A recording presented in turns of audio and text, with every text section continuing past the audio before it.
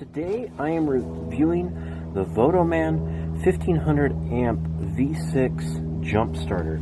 So this has a 1500 amps of peak current. It's good for a gas engine up to 7 liters and a diesel up to 5 liters. Comes in this nice carrying bag so you can easily keep this with you in your car. Velcro here.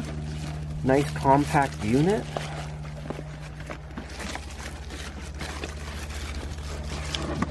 Never get it out. Yeah, this is just a nice little compact unit. Has a built-in compass. You put the jumper cables in here, and it has inputs so you can charge it with USB-C, and you have 2 USB outs and a flashlight as well.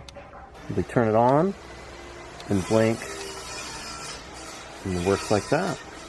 Once you put the battery pack on here, it shows you once it is ready to charge. This green light will start blinking and it'll be red, and also has a battery indicator on the side right here, which shows 4 bars to show you what this is charged up to. It also comes with the USB to USB-C charging cable as well to charge it up with.